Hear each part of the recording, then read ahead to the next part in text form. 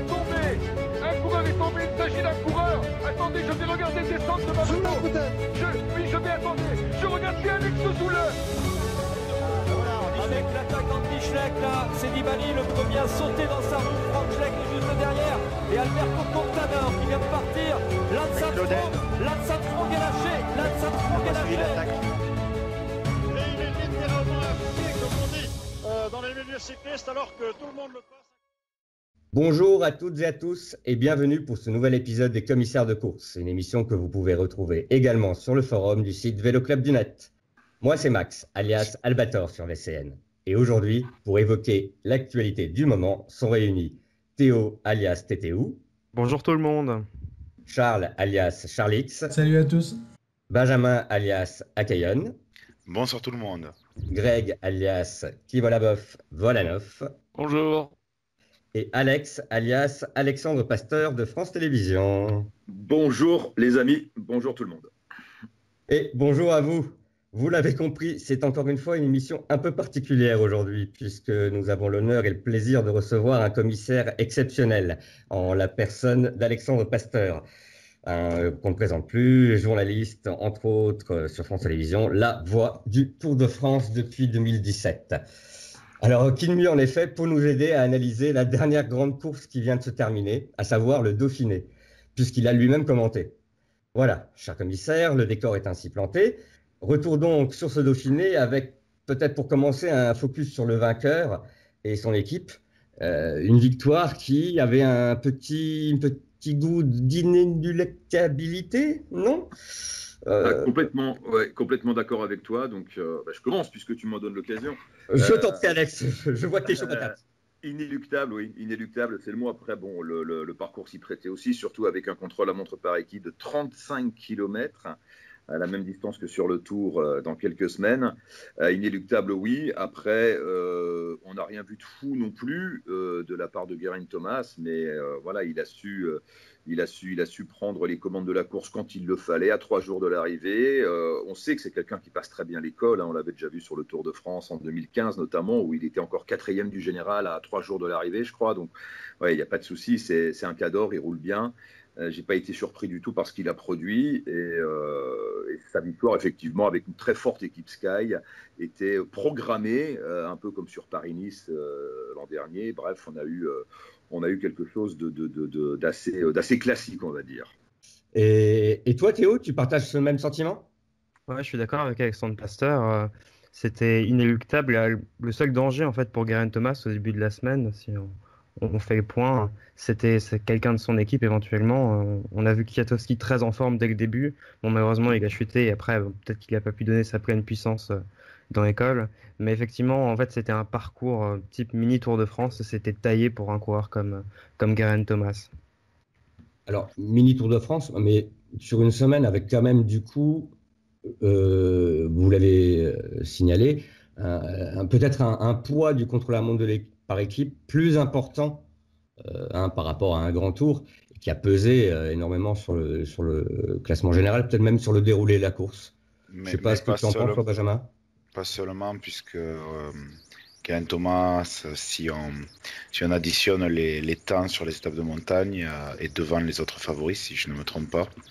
Non, il a été très fort et c'est vrai que c'est un vrai excellent coureur une course d'une semaine, même si le Dauphiné est plus montagneux, on savait qu'il était capable de passer l'école, à voir maintenant comment il peut les passer sur une épreuve de 3 semaines. Après, les critiques qu'il y a pu avoir, je crois qu'il faut dissocier l'homme et l'équipe. Geraint Thomas, on le connaît, c'est un coureur qui a une vraie progression. Ça fait grincer des dents parce que c'est la Sky et qu'il y a un petit traumatisme qui suit le Giro, mais sinon... il a été fort sur ses qualités, sur l'école où les finales étaient un peu plus roulants. Il a fait parler une puissance monstrueuse parce que on a revu un braquet démentiel qu'il tirait. Hein. C'était l'anti-Froome. Et il a été un peu plus en difficulté sur la dernière étape de montagne avec un col qui était plus dur que les cols finaux et des autres étapes. Et également, c'était la dernière étape de montagne. Ça faisait 3 jours qu'il était en montagne. Il a montré quelques petites limites. Non, c'était une belle victoire. Alors forcément, c'est Asai qui gagne, alors ça fait un peu grincer des dents, moi le premier, mais il y a finalement avec un peu de recul, il n'y a finalement pas grand-chose de choquant. Oui, c'est une victoire assez tout en contrôle. Charles, tu veux rajouter quelque chose là-dessus? Ouais, non, je voulais juste rebondir sur ce qu'avait dit Benjamin. J'ai rien trouvé de choquant non plus dans la victoire de Geraint Thomas. C'est un coureur qui a pris l'avantage essentiellement grâce au chrono par équipe et au chrono individuel. Et encore, il a chuté lors de la première étape. Ensuite, en montagne, il est costaud sur les montées sèches. Un peu moins lorsqu'on a une bagarre et des enchaînements de cols. Et on l'a vu lors de la dernière étape où c'était un petit peu plus dur pour lui de suivre. Heureusement que Tao était encore très très costaud. Victoire normale pour moi d'un coureur qui a l'air en plus assez sympathique et qui a une progression régulière malgré le fait qu'il soit chez Sky et que ça soit forcément le vilain petit canard. Oui, Théo. Ouais, juste pour rebondir sur ce que tu dis, effectivement, il y a du mal dans les enchaînements de col, mais il n'y a pas que ça pour la dernière étape. Il y a aussi l'enchaînement très dur Côte des Amarants montée du Betex. Et Geraint Thomas, c'est quelqu'un qui aime bien monter sur la plaque, et je pense que la Côte des Amarants, ça l'a vraiment mis dans le rouge pour le reste de la montée. Donc, je pense qu'il y a plusieurs facteurs à prendre en compte. Après, il y a aussi une chose, c'est que Thomas, il cède sur les 500 derniers mètres de la montée du BT, alors qu'il sait qu'il a gagné le général, qu'il ne peut plus rien lui arriver compte tenu de l'avance qu'il avait le matin de l'étape. Je pense que si le Dauphiné s'était joué à coup de seconde, il se serait sans doute accroché à Yates et à Bardet comme un damné pour essayer de limiter la casse. Là, il a peut-être aussi un peu laissé filer les deux mecs qui le suivaient au général, sachant qu'il avait la victoire assurée. Après, est-ce que, pour enchaîner après, on va parler des autres favoris, mais est-ce qu'Adam Yates, sur la dernière étape, il n'a pas plutôt joué l'étape ou protéger sa deuxième place plutôt qu'inquiéter Geraint Thomas? Est-ce que finalement, le succès de Thomas, c'est aussi le fait que beaucoup avaient accepté, pas tous, mais notamment le deuxième, notamment Adam Yates, d'être finalement que le classement est figé et qu'on allait se jouer sur la montée du BT l'étape plus que la bataille du général? Je pense que c'était à peu près ça, ouais. Adam Yates, il a compris, comme les autres, que la Sky était la plus forte et que Thomas était le plus fort sur le Dauphiné. Donc, moi, j'ai pas trop compris d'ailleurs les critiques vis-à-vis de Yates. Au final, c'est un puncher hors norme, mais il joue sur ses qualités. Qu'est-ce qu'on peut lui demander de faire le foufou et de perdre l'étape? Le but dans le vélo, c'est de gagner, je trouve. Et à un moment, le gars, il fait le job, quoi. Oui, ça aurait été beau la victoire de Navarro quand même. C'est cruel pour Navarro, je suis d'accord avec ça, mais on peut pas reprocher à Yates de vouloir gagner une course, quoi. Ah non, pas du tout. Mais heureusement pour l'image de Yates que c'était pas un coureur français, parce que sinon, qu'est-ce qui se serait pris sur le tour après? Alors on a vu sur le forum des réactions effectivement, un peu de disproportionnées. Oui, disproportionnées, on va dire ça. Les gens pouvaient être déçus pour Navarro parce que c'est vrai que c'est un peu cruel. Il se fait récupérer, je crois, 30 mètres, 50 mètres de l'arrivée, quelque chose comme ça. Mais bon, et il a aussi reproché, je crois, un peu la frilosité des Mitchelton qui ne se sont pas associés avec AG2R au moment où Thomas était en difficulté derrière. Je ne sais pas comment on comprend, comment on lit ce moment-là, d'ailleurs, quand on le commente en direct à ce moment-là, Alexandre. Moi, je trouve que les reproches qu'on fait à Yates, moi j'ai du mal à les comprendre. En tout cas, sur le moment, j'ai rien vu de répréhensible ou de condamnable dans l'attitude de Yates. Il a couru au millimètre. Je pense. Alors ça, c'est aussi une donnée qui me semble importante. Tous les mecs étaient pendus de chez pendus. 4 arrivées en altitude d'affilée, avec 2 étapes, avec de gros enchaînements de cols. Je crois que le programme de samedi, il était quand même monstrueux. On aura la même étape sur le tour, mais l'enchaînement qui a été proposé aux coureurs avec Bizane, le col du Pré, avec le Cormet de Roseland et la montée vers la Rosière, qui n'était pas simple du tout. Dimanche, pareil. 4 cols dans les 100 derniers kilomètres, c'était une tuerie. Je pense que tous les mecs étaient vraiment plantés. Moi, j'ai vu vraiment de la souffrance sur les visages chez tous les coureurs, à part peut-être Adam Yates, qui lui, effectivement, semblait quand même le plus frais. Mais voilà, je pense qu'ils étaient tous au rupteur. Et voilà, Yates, il a couru au millimètre, chapeau à lui, il a gagné. Il a absolument, à mon avis en tout cas, rien à lui reprocher. Charles. Ouais, Théo, tu posais une question, tu évoquais AG2R. Je voulais te poser une question, Alex, parce que tu as peut-être accès à plus d'images que nous via les écrans de contrôle. Est-ce qu'à ton avis, AG2R embraye quand Thomas a son incident mécanique dans la descente ou pas du tout? Non, AG2R a déjà commencé à rouler très fort. Je crois que Thomas crève au début de la descente du col des Saisies, si je ne dis pas de bêtises. C'est ça, après 1 ou 2 kilomètres de descente. Et AG2R met déjà la pression sur Geraint Thomas. On sait que Thomas n'est pas le meilleur descendeur et que si il est faillible, c'est peut-être dans les descentes, justement. Et au moment où Thomas crève, AG2R a déjà mis en route depuis quelques minutes. Ça, c'est sûr et certain. On s'est fait la réflexion avec Jajan, on s'est regardé.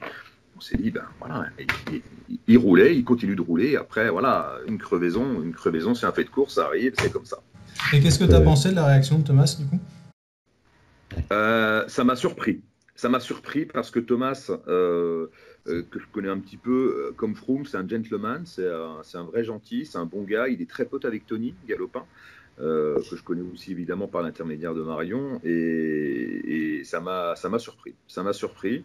Il y a quand même une sorte de mode anglo-saxonne à considérer qu'une crevaison n'est pas un fait de course et qu'on n'attaque pas un coureur sur crevaison. Là, en plus, c'était pas une attaque, c'était vraiment quelque chose qui avait été prémédité par AG2R avant que Thomas ait son incident. Donc, j'ai pas trop compris. AG2R a joué le jeu. Si voilà, une crevaison, ça arrive, c'est comme ça. Enfin, vous savez aussi bien que moi, j'ai pas trouvé que l'attitude d'AG2R était condamnable. Ça m'a surpris de voir Thomas venir réprimander Bardet. Voilà. Après, peut-être, vu que c'était juste après l'étape, il a entendu, voilà, j'ai 2 heures à rouler sur toi, patati patata, bon, le cardio n'est pas encore totalement redescendu, bon, peut-être aussi ça direct. Peut-être aussi avec l'adrénaline. Le problème, c'est que Thomas lui a fait 2 réflexions. Une à chaud, au moment où il fait la jonction en bas de la descente du col des Saisies, où il se place à la hauteur de Bardet pour lui dire sa façon de penser. Et il l'a rechopé à l'arrivée après le podium protocolaire. Voilà. Donc, il avait quand même bien les boules, Thomas. Je trouve que sa réaction est un petit peu exagérée quand même par rapport à ce qui s'est passé. Ouais. C'est peut-être qu'il se sentait également faillible sur cette étape.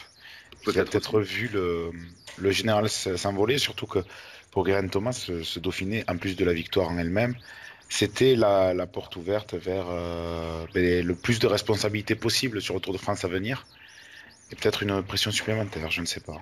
Mais autant la réaction à chaud, tu peux la comprendre, comme tu le disais, Benjamin, avec l'adrénaline et tout, mais après la course, j'ai un peu plus de mal, parce que le gars, il a gagné, donc c'est fini, quoi. Je veux dire, sois content de ta victoire, et le reste, c'est du détail, quoi. Il n'y a plus besoin de revenir là-dessus, je pense.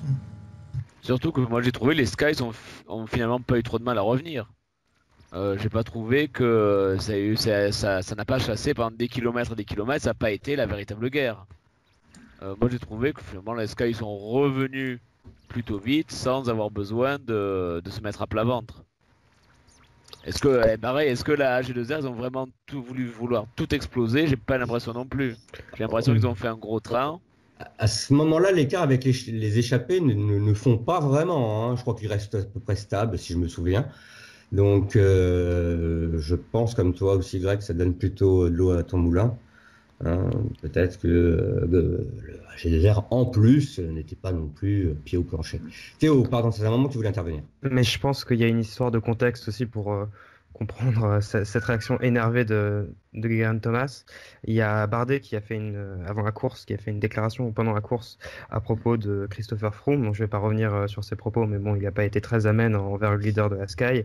Et je pense qu'il y a des bisbilles, des histoires entre la Sky et AG2R et que ça a peut-être pu provoquer cette réaction épidermique et qui continue cette rancœur. Mais c'est bien. C'est bien que ce soit pas tout policé, que ça bouge un peu. Finalement, ça permet de se dire que tout le monde n'est pas soumis à la Sky, comme parfois on l'entend dire. Ouais, c'est pas mal, ça reste gentil quand même encore. Oui. Pour l'instant, effectivement, on va dire, il n'y a aucun problème. Je pense que les leaders de la Sky peuvent prendre leur pause pipi au milieu ou au début de la course sans craindre un déchaînement de la AG2R du peloton contre eux non plus. On n'est pas dans une guerre ouverte. Et c'est vrai que parfois on a même l'impression, on le voit sur le forum, les gens regrettent parfois que dans le peloton, les choses soient un peu trop gentilles maintenant. Alors, je ne sais pas si c'est vraiment une tendance anglo-saxonne. C'est vrai que ça semble être de plus en plus à la mode depuis que on voit ces équipes maintenant en tête du World Tour. Mais il y a moins de coups de jarnac. Vous parliez de Bardet. Qu'est-ce que vous avez pensé de la performance justement de Bardet pendant cette semaine de course? Attendu. attendu. Pour ma part, il fait podium. C'est ce qu'on attendait de lui à un mois du Tour de France, puisqu'il faut rappeler vraiment pour les coureurs qui visent le Tour de France derrière, il y a une semaine de plus entre le Dauphiné et le Tour de France cette année. Pour moi, c'est logique qu'il soit pas encore au top. Je suis satisfait de son Dauphiné. Alors bien sûr, on se dit ça y est, il n'arrive pas à larguer le lieutenant de Chris Froome alors.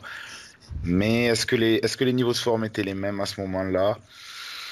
Je pense que Romain Bardet, de toute façon, un coureur de grand tour plus que d'une semaine. Donc, je suis plutôt satisfait, notamment par le contre-la-montre par équipe d'AG2R. On les a beaucoup critiqués, même moqués sur le forum par rapport à ça. Je trouve qu'ils ne sont pas trop mal sortis, avec en plus un coureur de moins.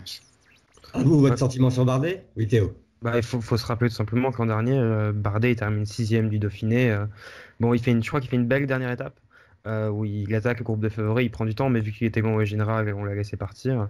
Il semble pas plus en avance, pas plus en retard que l'an dernier.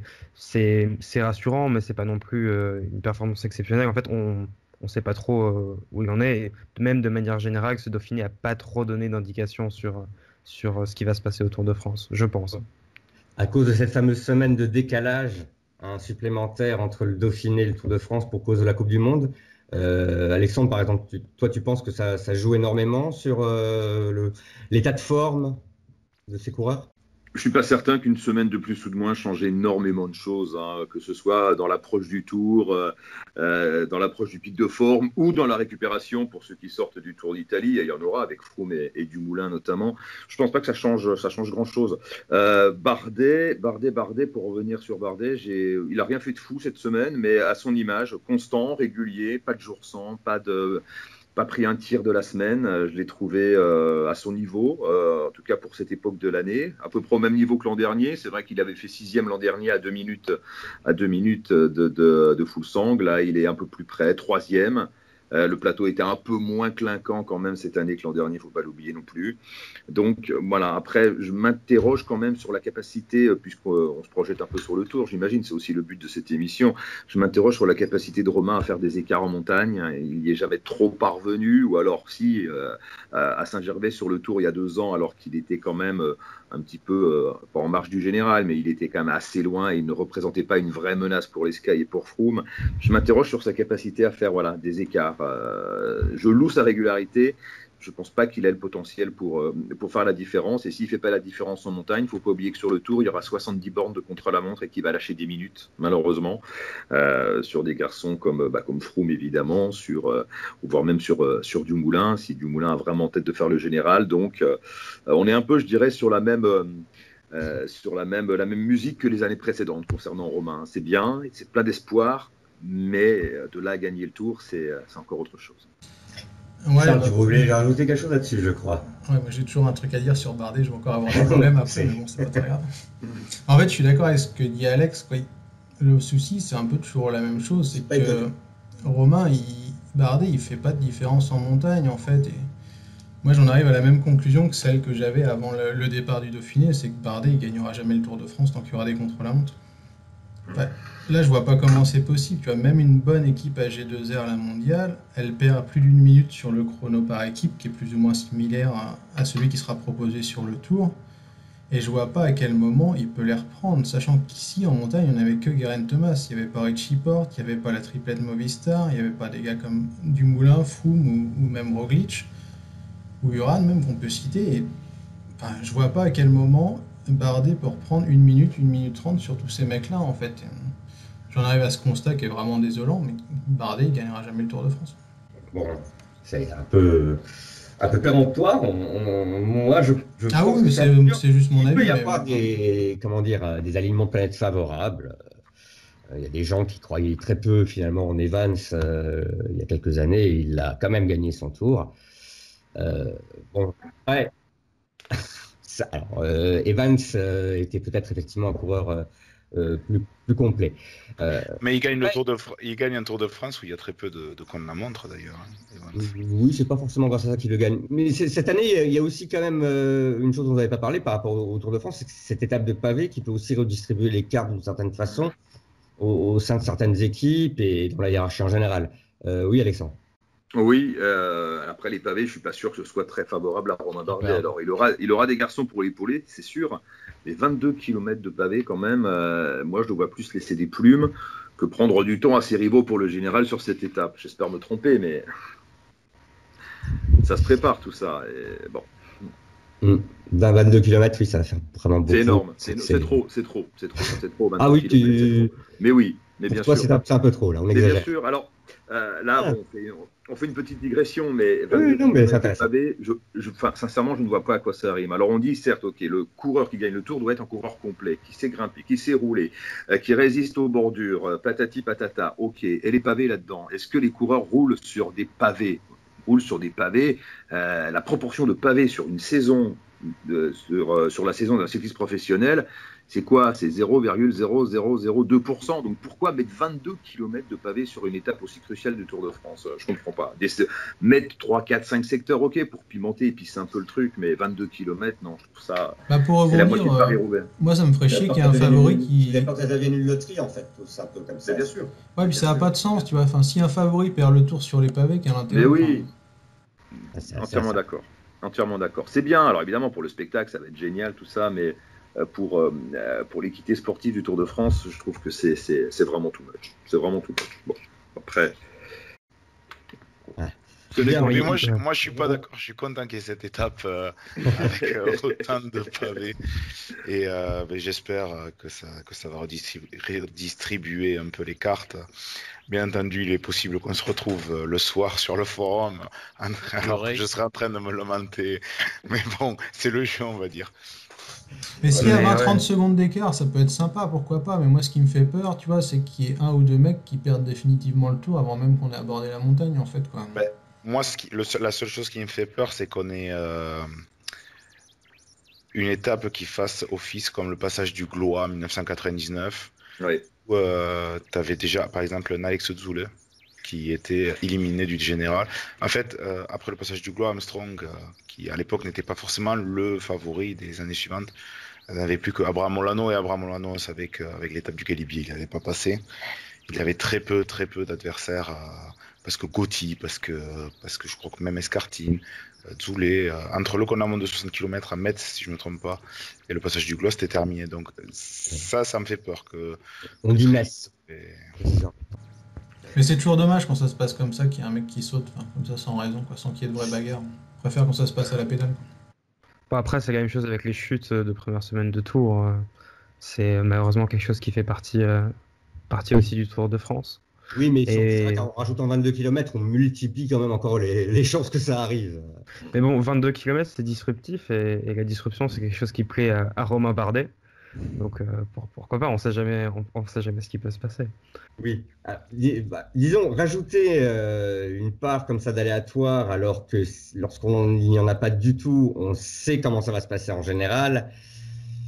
Ça peut être bien. Maintenant, il ne faut pas que ça se fasse effectivement au détriment de l'intérêt de la course. Hein. Voilà. Est-ce qu'on peut revenir sur quand même les autres performances françaises, parce qu'il n'y a pas que Romain Bardet, je pense. Je trouve que dans l'ensemble, d'ailleurs, ça a été très bon. On a eu une performance globale, générale française, plutôt convaincante, non? Oui, je vais prendre la parole. 3 Français dans le top 10, avec un jeune Pierre Latour, un plus ancien Pierre Roland. Guillaume Martin qui a été très bon sur les étapes de montagne. Malheureusement, Guillaume Martin, bien plus que Romain Bardet en contre-la-montre, c'est pas du tout ça. Mais la performance, moi, que je veux vraiment souligner, c'est Léo Vincent. Léo Vincent, c'est pas un coureur qu'on connaît tant que ça. Et chez les amateurs, chez les jeunes, il avait fait de très belles performances en montagne, notamment autour du Pays de Savoie et à la Ronde de l'Isard. Là, le voir propulsé leader suite à la chute de David Gaudu, et assurer quand même un top 20. Alors c'est vrai que le plateau n'est pas exceptionnel, mais il était là, il s'est accroché. C'est la première fois qu'il se retrouve leader dans son équipe, et en plus sur une course World Tour. Chapeau, vraiment pour ce qu'il a fait. Ouais, moi je rebondirais pour les Français sur la victoire d'Alaphilippe, parce que finalement il va chercher sa victoire d'étape, alors que le parcours globalement du Dauphiné, il avait passé peu d'occasions de scorer. La haute montagne, je pense que c'est trop dur pour lui. Et voilà, sur la première étape, il a réussi à la placer un peu, je dirais, à la quick step. Hein, on a une course à gagner, on va la chercher. Alors, en étant bien placé, donc. Et après, on l'a vu aussi dans les échappées, on l'a vu devant aussi ce dernier jour, je crois. Donc c'est aussi une des satisfactions sur une semaine, donc Alaphilippe et sa victoire d'étape. Alors, sans être totalement en désaccord avec vous, je ferai quand même un bilan un peu plus contrasté. On parle de Pierre Latour, effectivement, c'est pas mal, il fait 9e, mais bon, même dans le top 10, il y a quelqu'un comme Damiano Caruso, et surtout, on a vu Pierre Latour être bien en dessous du niveau d'un Théo Geoghegan, par exemple, qu'on n'avait pas encore vu à ce niveau, qui n'a pas joué. Je suis pas d'accord avec le fait que tu dises qu'il est bien en dessous du niveau de Théo Geoghegan. Je suis pas d'accord du tout. Ah, c'est pas le même rôle, quoi. Il y en a un qui s'arrête à 3 km de l'arrivée et pas l'autre, donc c'est pas facile de juger. Ouais, mais il y en a un qui roule depuis plus longtemps, mais même sans se focaliser sur Pierre Latour, par exemple, Léo Vincent, bon, moi je suis particulièrement à Groupama, donc j'étais très content de sa performance, mais quand on regarde précisément sa place, derrière lui il y a juste Tsabou Grimet, et ensuite c'est des gens qui jouaient plus général, donc bon, il a réussi à s'accrocher toute la semaine, mais il termine quand même dernier des gens qui essayent de s'accrocher toute la semaine, donc c'est bien, mais il faut pas non plus se faire avoir par ce plateau un peu léger du Dauphiné. On peut peut-être parler à ce moment-là des Français ou des équipes françaises qui ont été plus discrètes ou plus en retrait sur cette course de manière plus évidente. Warren Barguil, par exemple. Qu'est-ce que tu en as pensé, Alex? Est-ce qu'il faut s'inquiéter ou pas pour Warren Barguil? Pour Warren Barguil, moi je suis pas du tout inquiet. Voilà. Il était au même niveau, voire un peu moins bien l'an dernier. L'an dernier, sur la première étape du Dauphiné, il termine à 20 minutes. Alors, je me souviens plus exactement les circonstances, mais non, j'ai pas envie d'être inquiet pour Warren Barguil. Il a essayé samedi en faisant une longue échappée. Il a essayé dimanche matin, c'était le premier attaquant avant l'ascension du Cormet de Roseland. Bon, il a été repris et ensuite a dû laisser filer la bonne échappée avec Alaphilippe, Roland et compagnie. Mais voilà, le bilan, il est, on va dire, depuis le début de la saison, c'est pas un très bon bilan évidemment, compte tenu de son nouveau statut chez Fortuneo, compte tenu des attentes autour de lui. Je parle même pas de sa rémunération. Mais bref, c'est encore un autre débat. Oui, il est pas bon, mais je suis persuadé, enfin le bilan est pas bon, je suis persuadé qu'il sera au niveau au Tour de France. Ça, je me fais aucun souci là-dessus. Barguil, voilà, il sait aussi comment programmer sa saison. Il a l'expérience des grands tours maintenant. Je pense que l'an dernier, il n'y a pas grand monde qui faisait attention à lui à cette époque de l'année. Et pourtant, voilà, sur le tour, il était là. En revanche, là où je le trouve cohérent, Barguil, c'est quand il dit qu'il va jouer les victoires d'étape et le maillot à poids, alors qu'on pouvait légitimement ambitionner des ambitions générales pour Barguil. Quand on voit son équipe qui n'est quand même pas à la hauteur de ce qu'on pouvait imaginer, je pense que jouer le général, c'était un peu présomptueux, en tout cas cette année. Donc voilà, c'est bien de se concentrer sur les étapes, sur le maillot à poids. Et une carrière, ça se bâtit aussi comme ça, sur des coups d'éclat. Et il l'a prouvé l'an dernier. Donc moi, non, je suis pas inquiet pour Barguil. Il reste un mois avant le départ du Tour, un peu moins. Et la montagne arrive en plus assez tard cette année sur le Tour de France. Il faudra attendre la fin du premier jour de repos, donc l'étape du Grand Bornand pour avoir de la haute montagne. Donc il y a encore du temps. Et Charles? Ouais, moi j'ai du mal à dire si je suis inquiet ou pas pour Barguil, parce qu'il n'est pas facile à lire comme coureur. Il peut être en méforme à un moment et très bon quelques semaines après. Mais il y a une question que je me pose, c'est est-ce qu'il est serein, Warren Barguil? On a vu les déclarations là, le soir de l'arrivée au micro de Nicolas G, je crois. On a vu aussi un peu tout ce qu'il a mis sur Strava, enfin, les réactions par rapport à certaines critiques. Ça donne pas l'image d'un coureur serein qui est sûr de ses possibilités du moment. Oui, c'est ce que j'allais dire, oui. Parce que justement, Nicolas G a pris pourtant toutes les précautions dans ses questions. Il a vraiment très bien posé la question en disant que c'est parce qu'on s'inquiétait pour lui, quand même, qu'on l'attendait, hein, mais il a vraiment bien posé la question, il a pris vraiment des pincettes, et Barguil moi, j'ai pas senti très serein, j'ai même senti assez nerveux par rapport à, voilà, dans sa réponse. Alors après, je vais revenir rapidement sur l'épisode Barguil et son interview à Nico G. Jaja, tout de suite, s'est senti visé. C'était à la fin de la retransmission, donc dès la fin de la retransmission, on pose les casques, et là, Jaja me regarde et me dit « mais c'est à moi qu'il en veut ?» Là, je le rassure, je lui dis, mais non, j'ai commenté tout le Dauphiné avec toi, à part l'étape de lundi, j'étais de repos, c'est Nico G qui l'a commenté, donc là, j'ai pas tout écouté, mais en tout cas, toutes les étapes qu'on a commentées, nous, je t'ai jamais entendu avoir un commentaire malveillant envers Warren Barguil. Et là, Jaja me dit, oui, parce que si je veux le tailler, j'ai vraiment de quoi le tailler. Et il a raison, Jaja. Et c'est vrai qu'il y a de quoi, effectivement, compte tenu de son programme d'entraînement, quand il annonce sur Strava qu'il n'a pas monté de col, enfin, voilà, pour un grimpeur qui envisage de ramener le maillot à poids sur le Tour, on ne sait pas trop comment il a programmé ses entraînements. Bref, ça le regarde, c'est une chose. Il y a les résultats bruts qui sont pas bons. Il reste un mois avant le Tour, ok. Donc Jaja s'est senti visé, clairement, et ça l'a mis très mal à l'aise et ça lui a même pourri sa soirée. Donc voilà. Et alors après, c'est pas un problème à l'antenne. Encore une fois, à l'antenne, il y a eu de commentaires négatifs sur Warren Barguil. En off, Jaja a exprimé son jugement sur la manière qu'a Warren de mener sa saison, ses entraînements. Peut-être que ces propos en off ont été répercutés à Warren Barguil par une autre personne.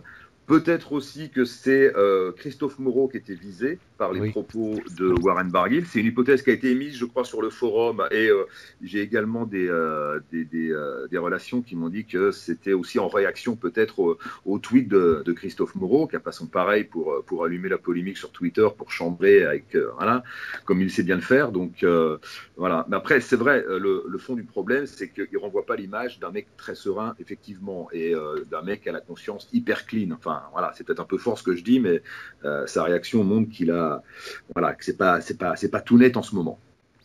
Moi, je pense surtout que, enfin, mon hypothèse, c'est qu'il il s'est un peu engueulé avec un gars sur Strava, un lambda, hein, et je crois que le champion était surtout ironique, mais c'est vrai que j'ai vu les tweets de Christophe Moreau également. Je pense que ça, par contre, Warren Barguil est également quelqu'un qui, on va dire, qui se laisse pas faire. J'ai plusieurs souvenirs d'interviews après arrivée où il se plaint d'un coureur parce qu'il n'a pas roulé, parce qu'il a fait un écart. Il est très dans le conflit, il me fait penser un peu dans sa manière d'axer sa saison sur le Tour de France, tout ça, un peu à Richard Virenque, quoi. Et ce tempérament également assez chaud. On a eu l'épisode Kelderman aussi l'an dernier. Voilà, il y avait eu aussi une histoire avec Mollema en descente où il avait dit qu'il avait pris un malin plaisir à le faire souffrir et à le lâcher parce qu'il n'avait pas aimé la façon dont il était. Voilà, c'est ça. Voilà, il est un peu comme ça, c'est vrai.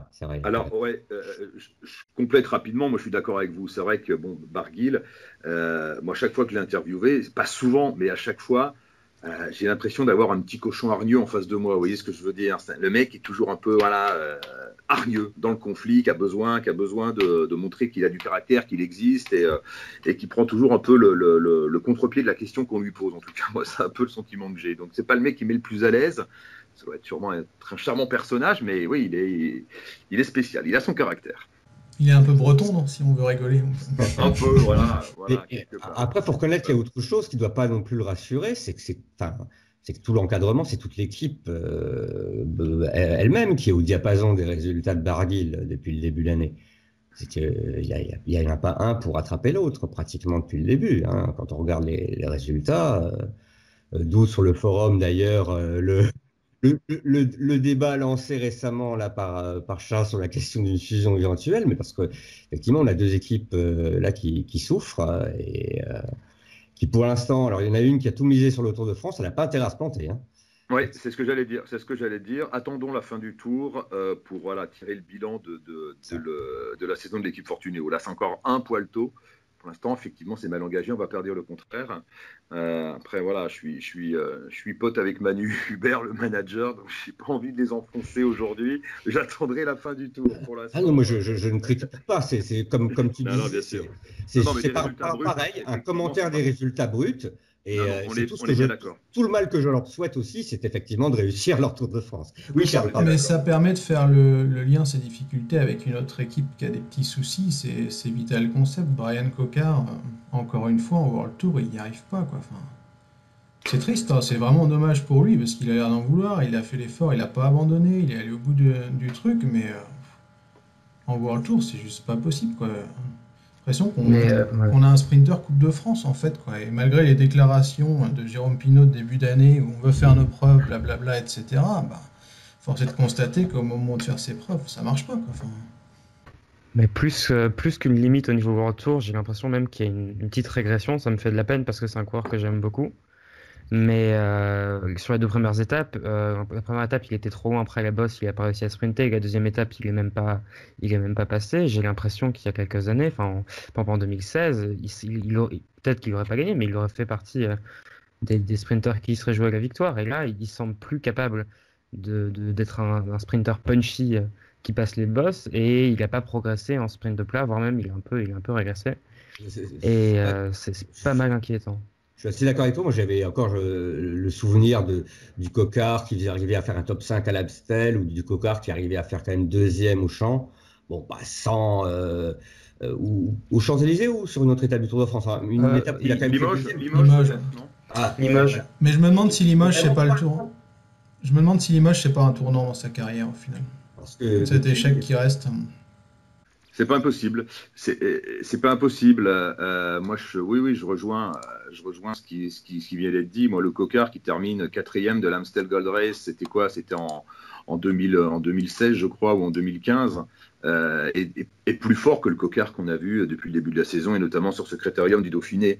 Oui, il y a régression. Après, il y a aussi le fait de ne pas évoluer dans une équipe World Tour. Il n'a jamais évolué en World Tour. Et je pense que ça, à ce stade de la carrière, à ce stade de sa carrière, pardon, il commence à le payer. Et après, je dis pas qu'il a fait le mauvais choix en rejoignant Jérôme Pinault. Je dis juste que pour Jérôme Pinault, bâtir un projet sportif autour de Brian Coquard, c'est quand même quelque chose d'assez risqué, je trouve. Et pour l'instant, les faits depuis le début de la saison nous prouvent que c'était un choix risqué. Surtout quand on voit le reste de l'effectif, en fait. Mais ouais, parce que l'effectif est basé autour de Brian Coquard. Brian Coquard, il porte l'équipe à bout de bras, malheureusement, parce que c'est vraiment le leader unique. Et c'est une équipe qui est focus sur le sprint et les routiers sprinters. C'est un peu comme jouer à pierre-papier-ciseaux avec seulement la pierre et le ciseau. Dès qu'il y a des bosses, il y a Quentin Paché qui marche, mais bon, il a chuté. Et ensuite, c'est quasiment inexistant. Soit c'est trop jeune, soit ça des coureurs qui n'ont pas le profil pour exister quand ça monte. Alors là, sur ce Dauphiné où il n'y avait aucune étape vraiment plate, on savait que ça allait pas le faire. Et malheureusement pour eux, ça l'a pas fait. Va falloir l'an prochain axer un recrutement pour diversifier les compétences d'équipe. Ouais, puis il y a une surutilisation des coureurs. Enfin, quand tu vois un jeune archi talentueux comme Tanguy Turgis, il n'y a pas de problème. Le nombre de grandes classiques qu'il a faites, le nombre de jours de course, mais si tu veux cramer un mec de 19 ans, franchement, je trouve qu'il n'y a pas mieux à faire, quoi. Je suis pas sûr, mais il me semble qu'il a fait tous les monuments pour l'instant jusqu'à présent. Je crois qu'il a participé à tous les monuments. Tu parles de l'an prochain, Benjamin, mais le problème pour viser le concept, c'est qu'avec ce qu'ils ont montré cette saison, c'est pas sûr qu'ils aient beaucoup d'invitations l'an prochain. Et aussi au niveau de l'effectif, je crois qu'il a recruté pas mal de coureurs 2 ans.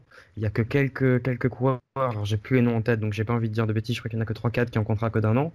Donc oui, il peut recruter de nouveaux coureurs, mais il a quand même plein de coureurs sous contrat et il va pas pouvoir changer ça. Donc je suis un peu dubitatif, un peu resté.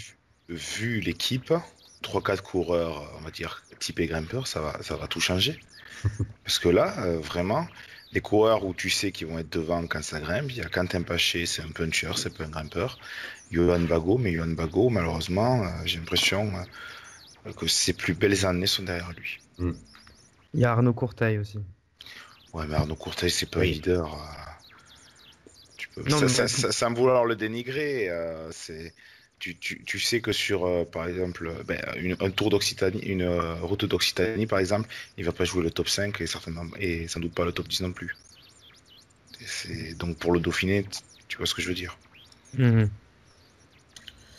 Par contre, une équipe qui marche bien, française, cette saison et qui marchait pas les autres années, c'est Cofidis. On les a revus à l'avant, notamment sur le Dauphiné. Alors, on parlait depuis le début de la saison, surtout que Christophe Laporte, puis on a parlé de Nasser Bouhanni quand il est revenu à bon niveau. Là maintenant, c'était au grimpeur d'entrer en jeu. Daniel Navarro, très bien, avec cette image assez terrible de la dernière étape où le pauvre, on le voit, mais en souffrance. Quiconque a fait un col. Il a quand même eu son top 10. Quiconque a fait un call en n'ayant pas le niveau a très bien vu la tête qu'il tirait quand il arrivait. Nicolas Hédé a fait un super Dauphiné également. On a vraiment une très très belle équipe. Donc c'est là que je me dis que c'est vrai qu'ils font une saison pas terrible, les deux équipes Fortuné au Vital Concept. Mais on voit avec Cofidis que ce n'est pas définitif. Oui, après, effectivement, les comptes se font à à la fin du mois de juillet. Et le Tour de France peut complètement changer la perception qu'en auront les suiveurs une fois l'épreuve terminée. Est-ce qu'on a fait le tour sur les Français? Est-ce qu'on peut peut-être aborder vite fait aussi les autres favoris éventuellement qu'on a vus sur cette course qu'on attend pour le Tour de France? On a évoqué rapidement Adam Yates ou peut-être Dan Martin. Alors c'est vrai qu'il y avait peut-être aussi au départ une liste de participants moins impressionnante que les dernières années, mais enfin il y avait quand même quelques favoris qu'on verra en juillet. Peut-être un petit mot sur eux. Je ne sais pas qui veut commencer. On peut dire 2 mots sur Dan Martin, Oui. On a enfin revu un Dan Martin gros puncher sur des pentes difficiles. Il s'est illustré. Alors, au général, finalement, il est assez loin finalement par rapport à ses capacités en montagne. Mais on avait un Dan Martin offensif qu'on n'avait peut-être pas vu depuis le début de la saison, qui avait même rien fait d'ailleurs cette saison. C'était comme le reste de l'équipe UAE d'ailleurs à propos. Voilà, une équipe très discrète. UAE, ça n'allait pas jusque-là. Ouais, j'espère qu'on verra ce Dan Martin-là offensif au Tour de France. C'est un régal ce coureur. Oui, toujours très offensif. Si je peux juste me permettre une petite incise, j'ai été très déçu par le contre-la-montre par l'équipe d'UAE, parce qu'on avait vu lors du Giro qu'ils avaient des capacités dans le domaine et ils n'ont pas réussi à concrétiser sur ce Dauphiné. Tu voulais rajouter quelque chose, Charles? Ouais, juste un mot, pas sur un favori, mais sur un sprinter, le jeune coureur de Labora, Pascal Ackermann, qui claque encore une étape. À l'image de Labora, on en a parlé pendant le débrief du Giro. Enfin, franchement, ça tourne bien. Il a déjà gagné une étape en Romandie. Un bon petit coureur à suivre. Je ne sais pas s'il fera un grand tour cette année, mais un bon petit sprinter en devenir. Les Bora ne sont absolument pas Sagano-dépendants. Contrairement à ce qu'on aurait pu penser il y a 2 ans. Une profondeur d'effectif qu'on n'aurait pas peut-être soupçonné au départ de la création de l'équipe, mais voilà, ils ont des bons jeunes qui ont bien confirmé ensuite au fur et à mesure des saisons. Bien, écoutez, je pense que c'est pas mal déjà pour aujourd'hui, en tout cas pour le tour du Dauphiné. Je ne sais pas si quelqu'un veut encore rajouter quelque chose sur cette course. Juste un truc. Je trouve que le style de Guillaume Martin sur un vélo en montée est l'un des plus beaux du cyclisme actuel. Il a vraiment un style superbe. Voilà. C'est vrai qu'on n'avait pas vraiment encore évoqué le jeune coureur de Chevanty, qui lui aussi a fait un beau Dauphiné.